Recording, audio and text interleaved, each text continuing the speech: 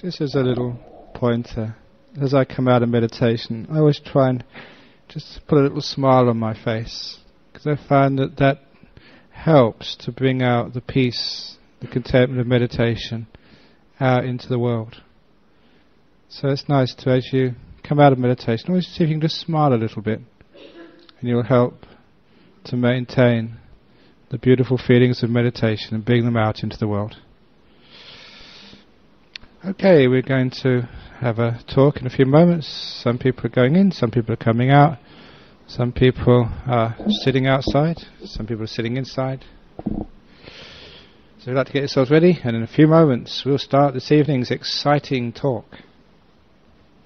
The reason I say it's exciting because you don't know what I'm going to talk about. Very often I don't know either, that's why it's exciting. But this evening I do know what I'm going to talk about because someone else has given a suggestion for this evening's talk. And this evening's talk is going to be, they asked to give a talk on the subject of grief. But I'm going to be widening the normal meaning of the term of grief to all other parts, not just the loss of a loved one, but it's also some of the disappointments and things which have gone wrong in one's life so far. Because sometimes it's a very similar attitude of the mind. That very often we look upon the past and we think, oh, that shouldn't have happened. I wish I hadn't have said that. I wish I hadn't have done that. I wish the other guy didn't do that. And sometimes there's a lot of grief about the past, of lost opportunities and lost happiness, as well as lost people. So this is a talk this evening on grief. But, as usual in Buddhism, we try and turn everything around because as human beings we are just so emotionally conditioned. Certain things which we experience in life, we tend to react to them emotionally in ways that we've been trained. Our social conditioning, our cultural conditioning. And some of that conditioning is very, very strong, which means that so often we expect ourselves to feel sad, we expect ourselves to feel angry, we expect ourselves to react negatively to the things which happen in life. And in Buddhism, we always want to rebel against our conditioning, to do things in different ways, rather than just be like sheep. Some years ago, I always go and give talks at the really weird places. Actually, this afternoon, I went to give a talk, a pep talk, to the team at 6PR and 96 FM, because their ratings were going down. So they wanted me to go and get the ratings up. So this little ad for that radio station, because if it goes down even further, never invite me back again, I'll lose my reputation. It's really interesting being a monk, because you go into all these studios and see all these people. So it's a really great life as a monk or a nun. You go to places you never can go to as an ordinary person. And anyway, back to grief. Or back to the story I really meant to be telling at the beginning. That many years ago, that I accepted an invitation to go and give a talk at a school. Very often you go and give talks at school, but when I got there, I didn't realise it was grade 1 and grade 2. I thought the least would be people who could understand something about Buddhism. And so, but you're always willing to do anything for a cup of tea. So I went in there and gave a talk. And just these little people there, how on earth are you going to teach Buddhism? And so what I did was I talked about conditioning. And just how strong conditioning is and how to overcome conditioning. And this is how I did it. I asked the kids, all sitting down. It was like the whole grade 1s and grade 2s, with the teachers and some parents sitting in the back because they'd never seen a Buddhist monk before. They didn't know what I was going to do to their kids. But I won them over straight away. I just started chatting to them, and I was a Buddhist monk. And then I asked them, said, we only eat once a day at our monastery. We have to eat all sorts of things, and we don't choose. So then I asked people about your types of food. And I asked the kids, do you like rice pudding? And I said, put your hands up, children, if you don't like rice pudding. And about amongst 60 or 70 children, or maybe a bit more than that, about 3 kids put their hands up. They didn't like rice pudding. Now what happened next was very important. Because the other kids, now only sort of 5, 6, 7-year-olds, they're looking around. They saw about 3 or 4 kids with their hands put up. And so a few more children put their hands up. And then a few more put their hands up. And in about 30 seconds, I had the whole of the two classes, the two grades of all these children put their hands up. Yes, they didn't like rice pudding. So put your hands down, children. Now, can you please put your hands up if you've ever eaten rice pudding? And about 2 kids put their hands up and everyone else laughed, including the teachers and the parents behind. And I'd made my point, a very powerful Buddhist point, about rice pudding. And also, but also, more importantly, about our likes and our dislikes, and how we react, and how we learn to react to some of the experiences of life. And being a Buddhist monk, one of the other places where I go is the funeral parlours, and go funeral directors and all the cremations and crematoriums in Perth. And I've seen too often, unfortunately, that when there's a funeral, little kids go along, little kids as usual, full of life, playing around, smiling, laughing. But as soon as they go into the funeral parlour or the chapel, all the grown-ups are really sad and miserable and crying. And you see utter confusion on the faces of these children. They just don't know what's going on. Why are you so sad? And then they learn sadness. They learn it from their parents, from their uncles, from their grandparents. They learn it by going to funerals and seeing the reaction of everyone else. It's as if their parents and elders are putting their hands up. Yeah, we don't like death. So the kids put their hands up as well. Yeah, we don't like it as well. This is our conditioning. And so as a Buddhist, actually, you can actually challenge all these conditionings and say, I don't care if what other people think. I'm going to see if I can react and relate to this in a different way. In a more skillful way, a more beneficial way. A way which will give you a greater sense of meaning in life. And how we do that, whatever happens to us, we can always make use of it, turn it around to our advantage. There's nothing you can't learn from in life. Even the worst things which happen to you, you can always make some fun out of it. On the subject of funerals, I've got so many funny funeral stories, simply because I've been doing so many, and every now and again something goes wrong. For example, I remember doing one burial service for a Chinese Buddhist once. They'd like to be buried. And the family, wanting the very best for their mother, they had a coffin with all the trimmings on it. Unfortunately, the trimmings added so much width to the coffin that when they started to lower it into the hole, it got stuck. Now usually, in Buddhist funeral services, that the monks, in this case myself, would do some chanting as we're lowering it down. We usually do the Metta Sutta. And when I saw it get stuck, and these poor funeral directors were trying their hardest to get it out, I had to do this Metta chant about 3 or 4 times, over and over and over. And I was getting desperate myself. They'd better get this out of the hole pretty quickly, otherwise I would not be able to chant much longer. And I was very relieved that some of them managed actually to get it out. And of course, all the time, I knew what was going on. They knew what was going on. But you also have to keep a straight face, because you're supposed to be the priest doing this all. But sometimes I don't keep a straight face, and sometimes things go wrong, and it makes a funeral.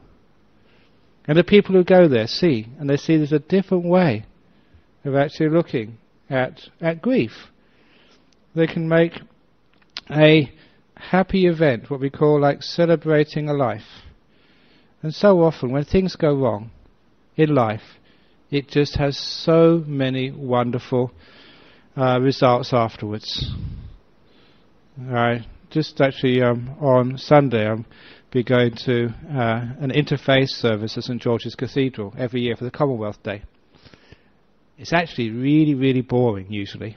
But once, many years ago, my favourite time when we had this interfaith service, you get all these people in their medals, all the army and military go there, and the governor gives out the Queen's Commonwealth Day message, and everybody is nodding away in the heat.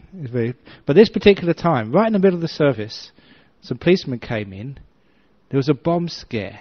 someone had rung up the police and said, because all these people of different religions going into the Christian centre there, and they thought that somebody didn't like this and they were going to blow the place up.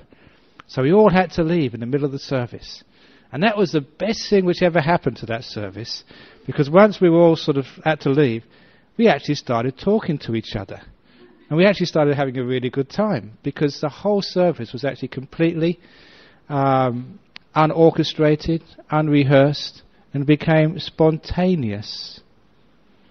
And this is what happens sometimes when things go wrong, that life becomes spontaneous rather than planned, and other things take over in our life. A lot of times, what means spontaneous is our old conditioning of what should happen next, how things are supposed to turn out, gets completely disrupted. And instead of working from conditioning, we're actually reacting much more wisely to things as they occur, things as they are happening.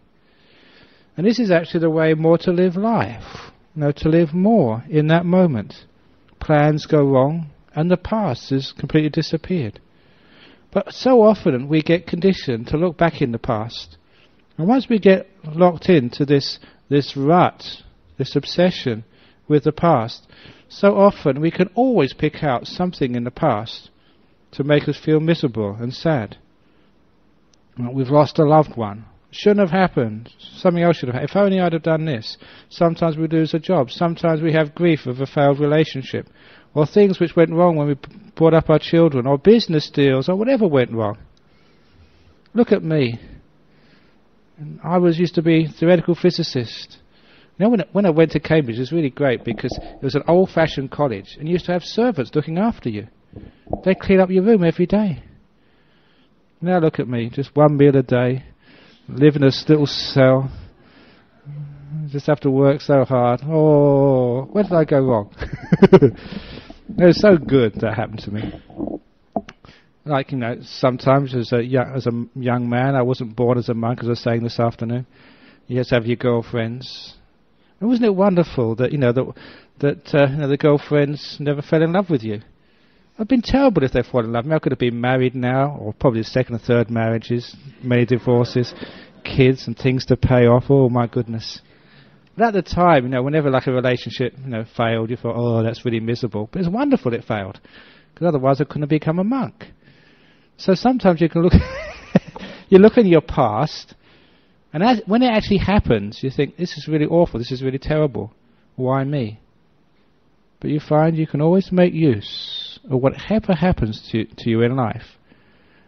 And instead of looking back on life with grief, feeling a victim of circumstance, feeling if only this didn't happen I'd be so much better, you can sometimes look back with gratitude instead of grief.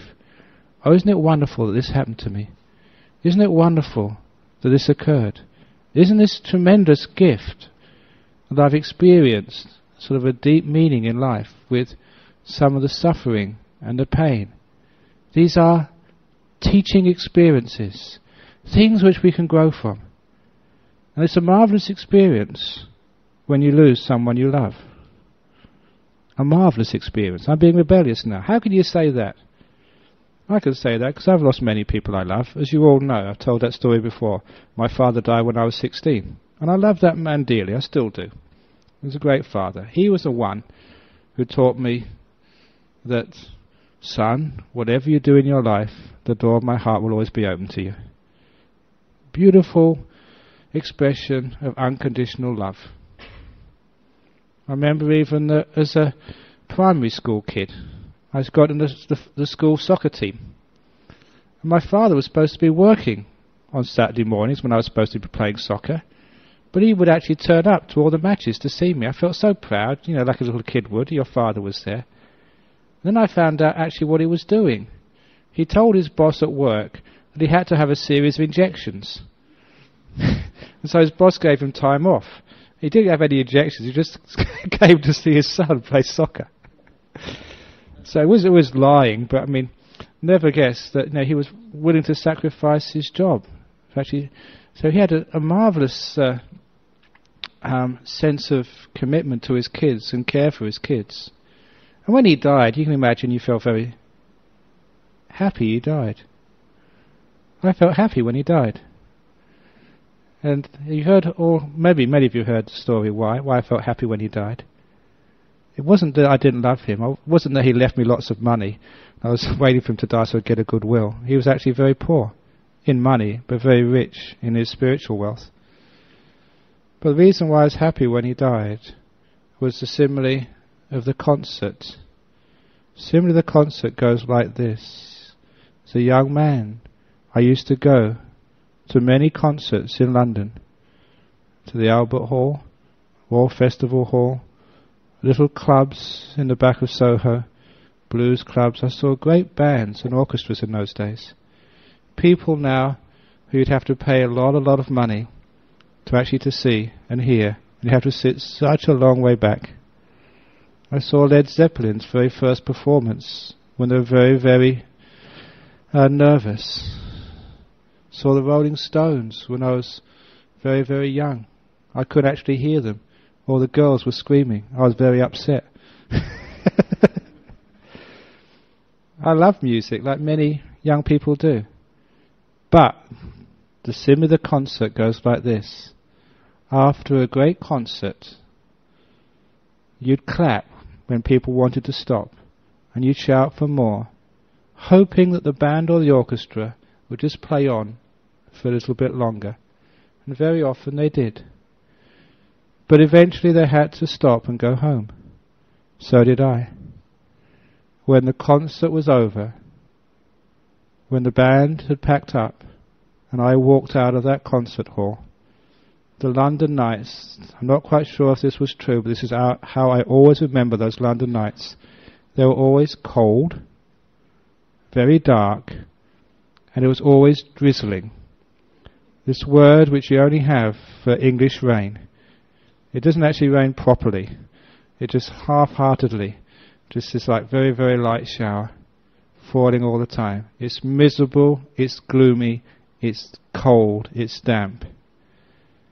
But even though it was so horrible outside, and even though very often after the greatest of concerts I knew I'd probably never hear that band or orchestra again, even though the concert was over, never once did I cry or feel sad. Every time after the great concerts, you'd always go out thinking, what a marvellous performance that was. What great music, and how fortunate I was to have been there at the time. And that's exactly how I felt when my father died. What a great concert, what a marvellous performance, how lucky I was to have been there at the time. Completely turned around what was expected of me when a loved one dies. What I was doing was remembering a good life. I was celebrating the years I'd had with the man. I was so grateful I had 16 years. It would have been great if I had 20, 30, 40, 50 years. Doesn't matter. 16 years was marvellous. And anybody here who still feels grief at the loss of a loved one, whether it's a daughter or a son, whether it's a parent or a grandparent, a husband or a wife, I ask you to think, would you rather never have known that person? Would you rather they never came into your lives? Or are you so grateful you knew them for those few years? And can, instead of you grieving a loss, turn that round to a sense of gratitude and kindness? Thank you for being there in my life for so long.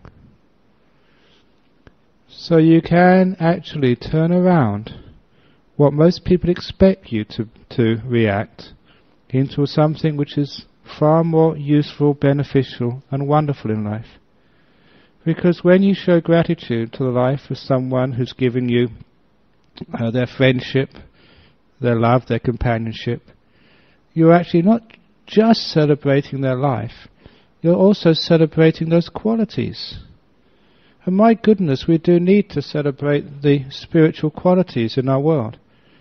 We're celebrating the qualities which you really respect and value in the one who has died. And this is actually what you learn, what you gain from the death of a person. It brings you meaning to life, what life is really all about. Because you find it's not the length of life a person lives. So many people like to live a long life. Do you want to live a long life? Imagine what it's like living a long life. Imagine, look at some people who are old. They can hardly walk. They can hardly hear. They keep on forgetting things. Their mind goes, their ears goes, their nose goes, their legs go, the arms go. You know the one thing which doesn't go with old people? Their mouth. They can talk so much, old people. So one thing which doesn't go when you go old, the mouth. Oh my goodness, they can go on. They can't hear what you say, but they can still talk. It's true, isn't it? Do you like to be old? This is why I say, if you really want to lengthen your life, this is Ajahn Brahm's way of lengthening your life. Sleep 1 hour less every day. You're lengthening your life. Now what you're actually doing, you're lengthening your life when it's a good life, a quality life. Because if you think, if an average person sleeps 8 hours a day, sleeping 1 hour less, actually you're adding on sort of, instead of 16 hours, another 17 hours. That's 1/16 of a life. And if you live 80 years, that's a whole 5 years you're adding on, in effect.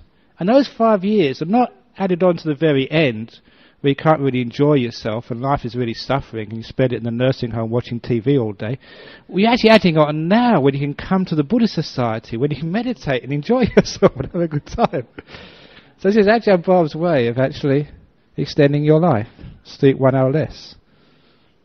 And you can always catch up on your sleep when you die, and you're coughing all the time. Sleep as long as you like then. So what it actually, when persons die, what it actually teaches us is always the value of life. We waste so much time. We waste the years which we have. And if you actually look upon, like, the example of somebody close to you who's died, what it does, if you use it rather than just allow yourself to get negative, the things which happen in life you can always make use to learn from. We can learn just how valuable life is. The fact that life doesn't last forever is impermanent, it goes. So we better make best use of this life and while we have the time. And we also realize what is the best use of our life. When you go to a funeral, you realize accumulating money is a waste of time. Your relations will get it all. In fact, the more you have, the more you'll break up your family when they start arguing over the will. the less you have, the more harmony you can expect with your family. It's no worth party, you're not worth anything.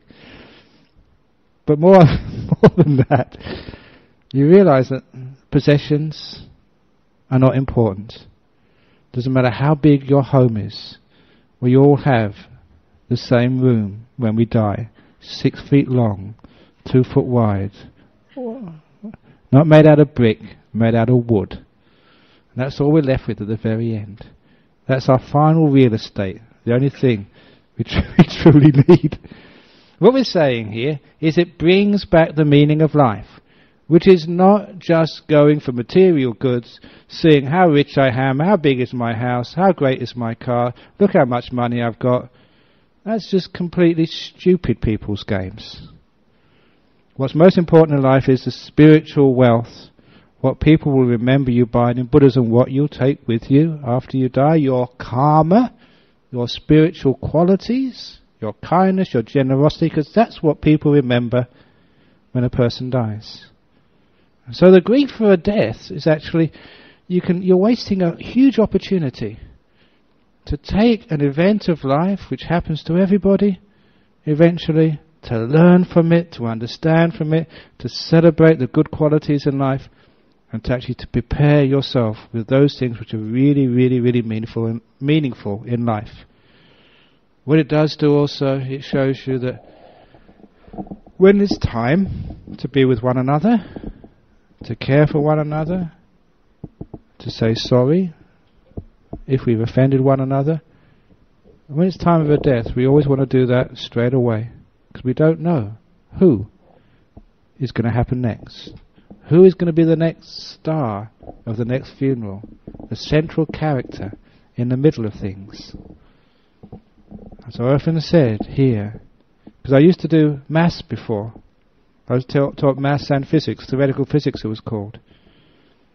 And you look at an audience like this, with maybe 200, 300 people, and you do a quick calculation that because of the death rate, this time next year, there must be at least 2 or 3 of you will be dead.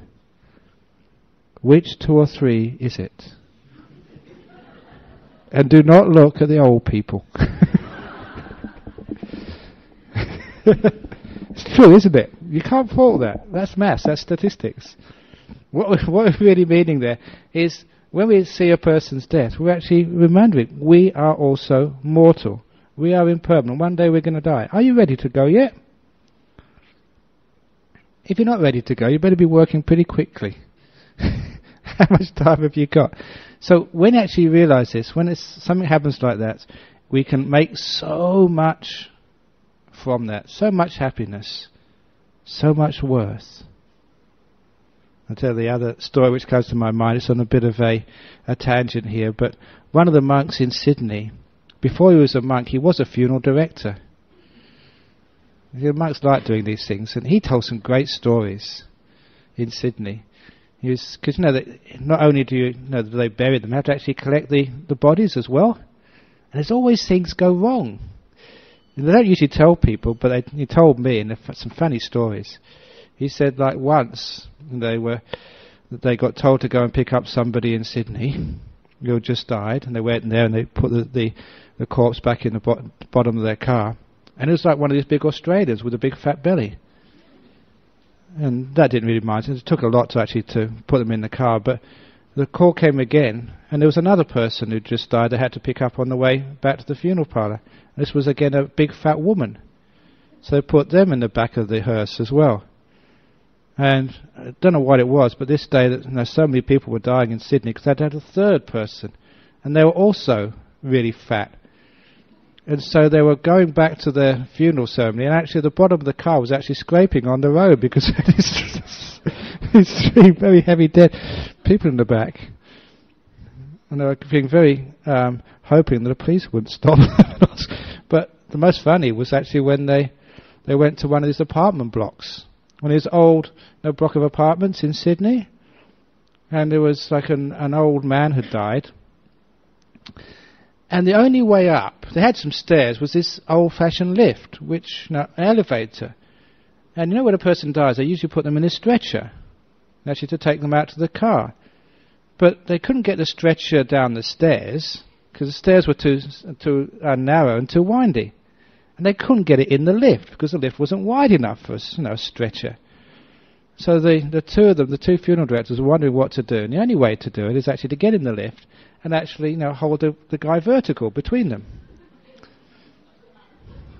But they were hoping. So please, please, please, make sure we can get them from that 6th or 7th story down to the ground floor without anybody pressing the button halfway down.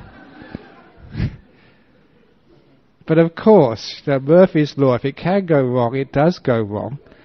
About the 3rd floor, the lift stopped, and the doors open. And now this is a block of flats. Many people have been in there for a long time. Everybody knew each other. So there's a little old lady. As soon as the door, imagine it, as soon as the doors open, she saw this old man she knew had just died, standing between these 2 strange people. And they said they couldn't help it, but they were trying to hold this old dead body, upright, but it started to fall. And they just grabbed it before it sort of hit the old lady, but it was too late anyway. The lady screamed and fainted. And the only thing they could do was to press the button quickly and get downstairs and rush it into the back of the car, and one of them ran up the stairs again to look after this poor old dear. Oh, what a terrible experience that would be, imagine. So when it can go wrong, it does go wrong.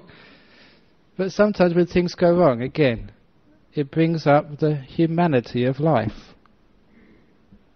When things go wrong, as I was saying at that sort of ceremony which we did in St George's a few years ago, when there was a bomb scare, when it all went wrong, it became really human. It became warm. People talked to each other. We were starting to work together.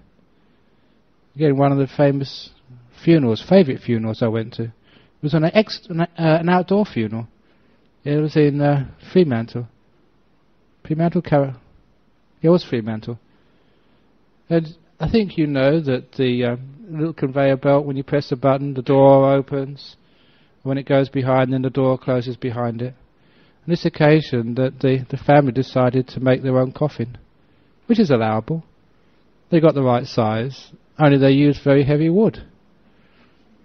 And so it was so heavy that actually when you pressed the button and the conveyor belt started, the conveyor belt was having such a hard time actually moving this thing that the door opened, but it started to close before the coffin was all the way through. And it jammed in the middle. It went crash into the middle of the coffin.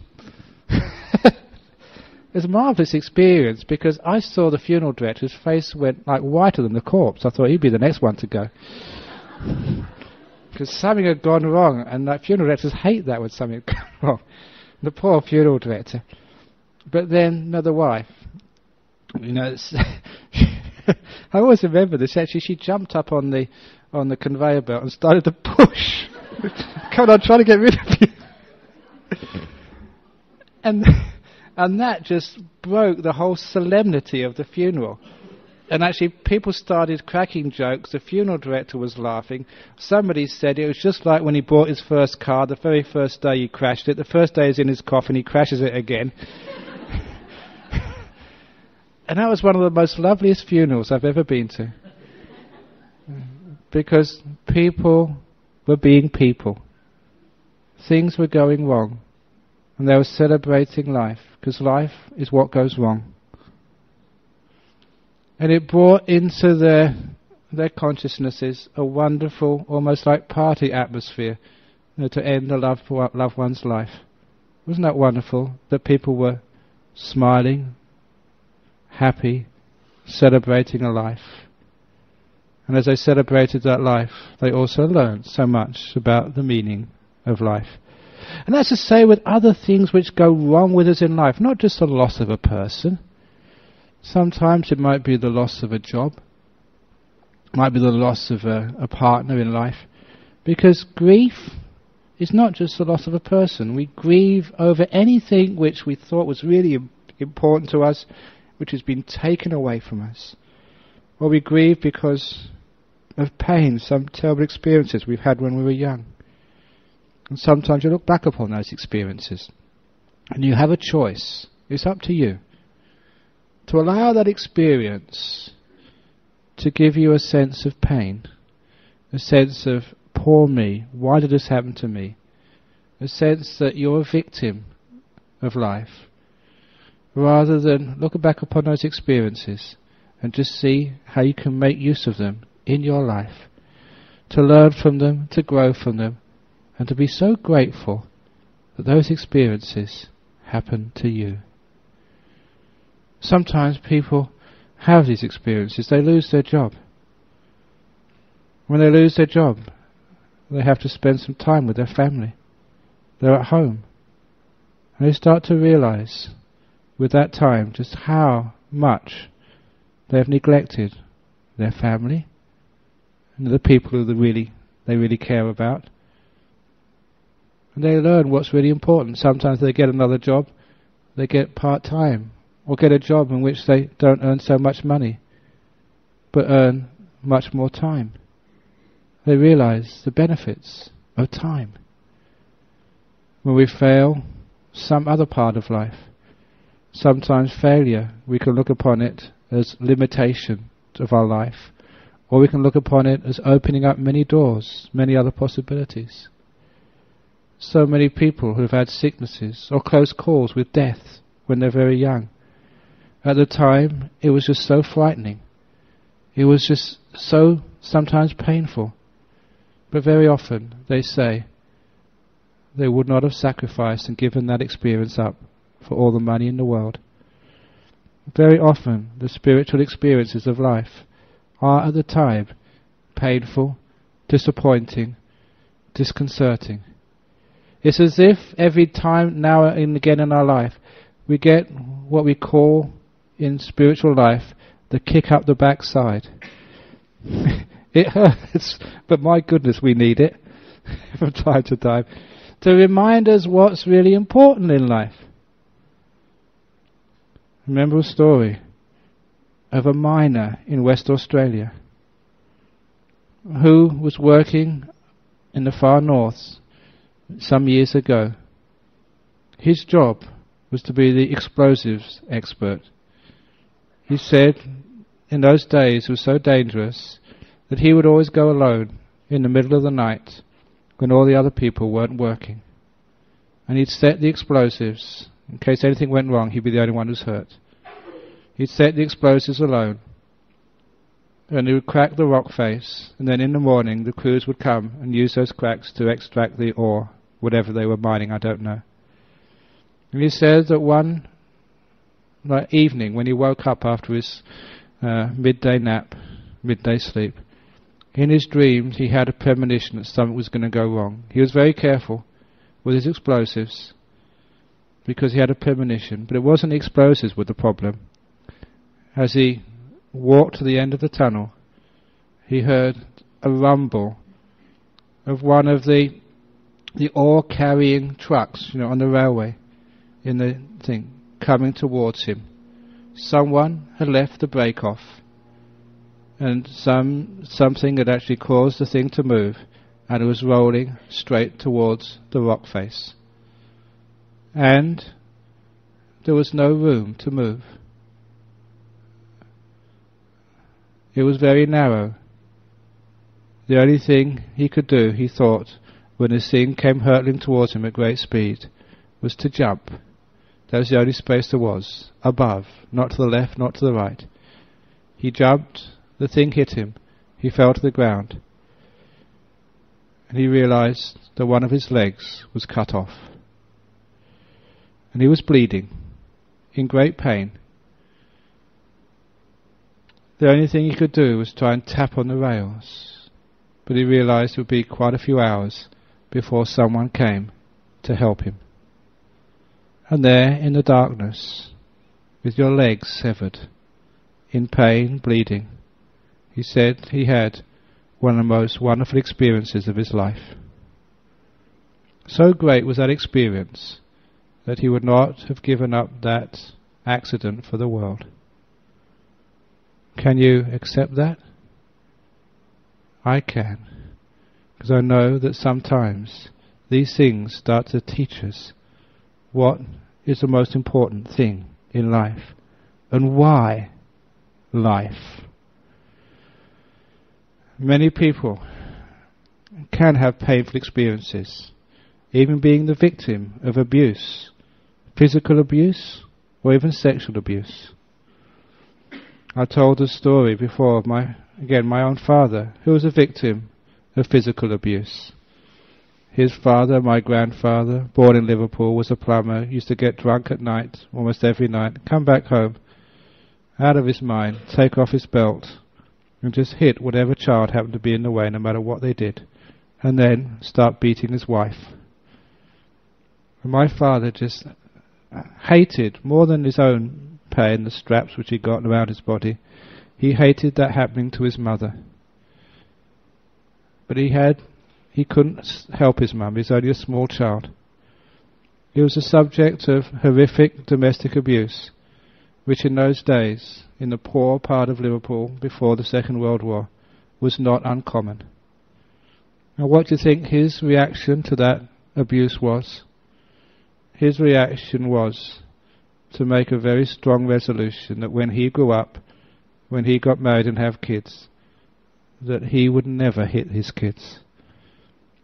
He tried a couple of times, but his heart wasn't in it. He just couldn't do it. So my mother was a disciplinarian in the house. My poor old dad, you can get away with murder with him sometimes. Because he'd seen it. He'd felt it, what it was like. And instead of being a victim of it, he was a beneficiary of it. He learned exactly what it does, and never ever would he give that to anybody else. This is actually how we learn from some of the painful experiences of life. When we know what it feels like, when we realize just this pain and just how rotten it is, we don't need to repeat it on others. In fact, we learn the importance of gentleness, the importance of kindness, the importance of generosity. If you've ever had your house robbed, things stolen from you, and you know what it feels like, all those bad experiences, you can feel so grief-stricken. Why did this happen to me? Why did these things go? So one of the people who used to come here, one of our first members of our monastery, he said his only possession was a Harley-Davidson bike, which was actually worth quite a lot of money. And he used to go around Australia on it. That was his pension fund, he said, when he got old. He told me once that he parked his car in a shop, parked his Harley-Davidson motorbike in a shopping centre in Sydney. And he went to buy some stuff, and when he went back he found his bike was stolen. The only expensive thing he had in his whole life, and someone had pinched it. And it straight away, immediately for anger at the thieves. But then because he was a Buddhist, because he'd been meditating, he'd heard all his great teachings, he thought, hang on, no, this is actually showing me just the trouble with attachments. You know, and how just you put all your effort, your attention, your attachment in physical things, which you know one day will sort of disappear from you. And he actually let go of his motorbike. And he was so proud of himself that he'd actually had his most expensive possession of his whole life taken away from him, and he was at peace and content. He felt so good until he realised he was actually on the wrong floor of the parking lot, and it was actually downstairs. It wasn't stolen at all. It was just a test for him. But wasn't it a wonderful experience that he actually saw something of his, which he thought was very important, being taken away, and he learnt about the problem of attachment? All the things which you're attached to in life, what are you really attached to? It will all disappear sooner or later. It's a great test of us to actually to have things being taken away and realise, thank you very much for all the time I've had you, Harley-Davidson. Thank you all the good experiences we've had. This is the way we develop gratitude in life rather than grief. Because we can actually spoil our whole day when our car gets pinched. It can spoil our whole day when our house gets robbed. Why do you allow thieves to control your happiness in that way? Surely they can steal your goods, but why do you allow them to steal your happiness as well? Why do you allow life to steal your peace of mind? In the end, we decide to take control of these things. We just say, whatever happens to me in life, I will not allow these things to affect my happiness. I'm going to be happy no matter what. And sometimes when rotten things happen to you, you do find the old silver lining. You find just how many friends you have when there's a tragedy in life. It's when the community comes around. It's when your friends really just show their kindness, compassion, their time for you. It's marvellous when things go wrong. But when things go wrong, people have the opportunity to show their hearts to you. When things go wrong, we don't need kindness, we don't need care, we don't need love, forgiveness and all of these things. When things go wrong, it gives people the opportunity to show these beautiful qualities of the heart. And it makes life so wonderful, so beautiful. So when we look upon all the things which have gone wrong in our life so far, instead of saying, poor me, we say, lucky me. Isn't it wonderful that I lost all my shares in the stock market? Isn't it wonderful that my relationship broke down and my kids sued me for this and that? Isn't it wonderful? One of these monks in Thailand was put in jail once for somebody accused him of being a communist. This was, we had this McCarthyism in the United States years and years ago, when there was a big communist scares in Southeast Asia during the Vietnam War, when people were very concerned about internal communists getting their way in the government. This very, very senior monk was accused of being a communist, and it was against the law at that time because of these draconian laws they had. And he was convicted and stuck in jail for 2 years. He wasn't a communist, he didn't do anything wrong, he was just a monk. I mean, my goodness, if you looked at all the things I said on these talks, sometimes you might go to jail for this and that. Certainly should go to jail for some of the terrible jokes I tell here, but nevertheless, actually all karma to listen to them. But anyway, he went to the jail, and he said it was the best time of his life as a monk. Because in jail, he was in jail for 2 years. Like, monks love solitary confinement. And if I went to jail, I'd misbehave on purpose to get more solitary. Not only that, but he had all the time in the day. He didn't have to go and give talks. He didn't have to go and solve people's problems. He was actually free all day. He said it was one of the best periods of his life. He could read, he could meditate, he just had freedom. And my goodness, in the jail you get 3 meals a day. In my monastery, only 1 and maybe a little bit of breakfast. It's much more comfortable in jail, for a monk anyway. So he had a wonderful time going to jail. What was actually saying there was a marvellous experience of his life. Even though, for most people, you think just the shame, the humiliation, the difficulty, the pain. But there are some people in this world who actually take the adversities in life and turn them into such positive contributions to their spiritual being.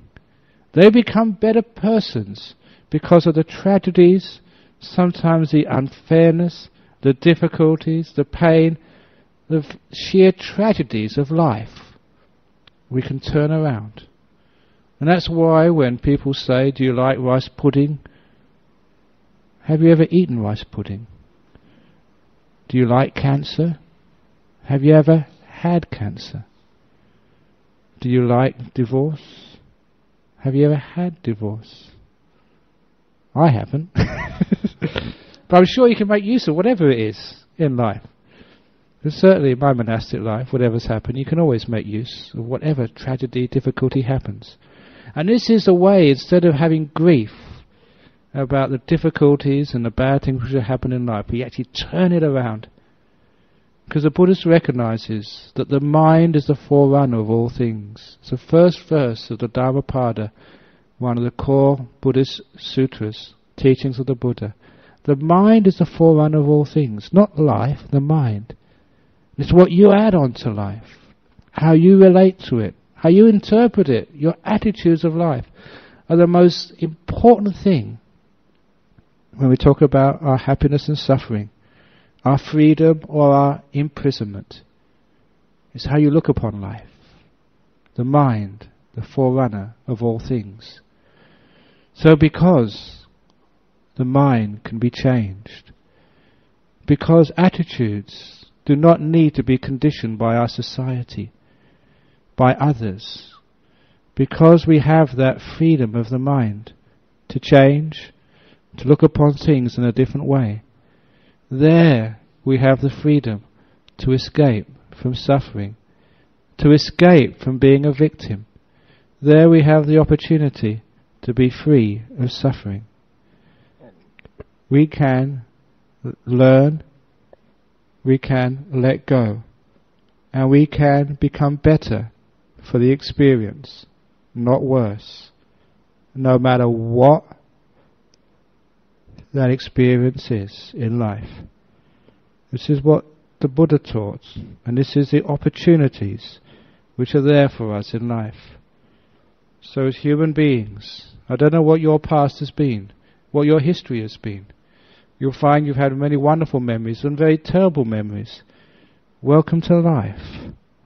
It's not all beer and skittles, as we say in the monastery. We don't say that at all, actually. We don't have beer in the monastery. What we're actually saying then is, this is our life. And when unpleasant things happen to us, especially when we look back upon them in the past, don't be a victim. Don't allow that to limit you with grief, with sadness, with a feeling, why me, why did this happen? Instead we can say thank you for this happening. The opportunities to learn and grow, the opportunities to know suffering and to turn it around into freedom, into kindness, into compassion, into wisdom, into peace. Many other people have done that. You can too. That's a challenge of the spiritual life. The challenge of the spiritual life is not to have everything going well, everything going perfectly, with nothing going wrong in life. The goal of spiritual life is to have things going wrong and be happy and peaceful nevertheless. To know a mind which transcends the world, a mind which is not controlled by the vagaries of life, which is free to laugh at whatever happens. This is the promise, this is the goal, and this is what you can do. So when you look back upon your life, you can look back on grief if you wish, and feel sad, or you can use this as fertilizer for your heart to grow in beautiful qualities. What a wonderful performance. Thank you for that really stirring music. It may be very hot, may be very moving, but you wouldn't have given it up for the whole world. So that's a talk on grief and overcoming it. Okay, now are there any questions or comments upon this evening's talk? Yes, we've got a question, yeah. Go on. Okay, if you don't experience pain and grief, how do we know about it? Sometimes you can talk to other people. But we all have some pain and grief in our life. Some have more than others, but we all have our share from time to time. And what goes around comes around. We have our little pieces here and there. We've all have relations and loved ones. Some are no longer here, some are still here. We all have our disappointments, whether it's at school, growing up, going to work, whatever. And this is what I mean by grief. It's not just always losing someone very, very close to you. It's like losing hope sometimes. Losing dreams. Each one of these, we can actually learn from. Even losing part of our body, losing our fitness or whatever. This is actually what I mean by grief. Even when your soccer team or your cricket team, someone told me that the Sri Lankan team are playing cricket this evening. That's why there's not many Sri Lankan people here, as they usually are. Usually have quite a few Sri Lankan Buddhists here, but I think they worship cricket much more than Buddhism, I think. It's true, isn't it? So when your team loses, then you have grief then. When the Eagles lose or Fremantle lose. Actually, I got into trouble the other day because people came, because we're monasteries south of the river, we get many Fremantles aboard. They paid the Eagles the other day. They asked me to do some chanting for Fremantle. I lost my reputation, but I told them they didn't lose as much as they would have done if I didn't do any chanting. And that's my excuse anyway. But people actually can feel very fed up, and just stupid things like the soccer team loses. Actually, that was one important experience to me when I was growing up. I was a school teacher. And this was in England. And in England, they're like a soccer crazy. And there was a World Cup qualifying match. I still remember England versus Poland. And England needed to win to get into the finals. And everybody was watching it that night. And it was such a close match. It was actually England only drew. And it was so close, hitting the crossbar, hitting the bar. Goals disallowed when they shouldn't be disallowed. But they were out of the World Cup finals. And that next day, when I was a teacher at school, there was no naughty children at all. The whole school was so depressed.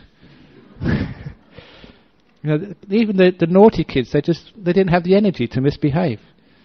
And even even the teachers were just really down in the mouth and glum all day. And I thought, this is crazy. It's only a soccer match. Why would that sort of stop you misbehaving? Or stop you just being yourself? And it was just to see just how much sadness that actually gave to that whole school community was actually mind-boggling. It really boggled my mind. And it was actually grief in a stupid form just because your soccer team lost. People were grieving, unhappy at the past. My goodness, you can learn from that. Learn from that. These days, whenever someone said as England were playing Australia the cricket match the other day, it was actually Sri Lankan again, they rang from Melbourne. They said, "Do you know England are playing Australia tonight?" And they said, "What team do you support?" I said, "Which team are winning?" Because I got dual nationality, that I support whichever team is winning. And if the Sri Lankans are winning, because I'm a Buddhist, I support Sri Lanka. So I find out which team are winning first of all. Isn't that sensible? Because that way you're much happier. Why sort of support one? So this is actually like grief in life. We can actually grieve on so many things. So if you haven't experienced pain and suffering yet in your life, go and support Fremantle Dockers. And you'll soon learn about suffering. Okay, so I don't know if that answers your question, but I'm one of those moods this evening, so sorry. Okay, thank you. Is there any other questions this evening before I finish off? Okay, I think that's enough for this evening, enough jokes. I hope you leave happy instead of grief-ticking this evening. If you didn't like the talk, don't grieve about it. You must have found something in it. You always learn something from whatever happens to you in life. So may you go well and happy into life. No matter what's happened to you, there's always something to learn from. Okay, now we have the adverts this evening. Do you want to come up?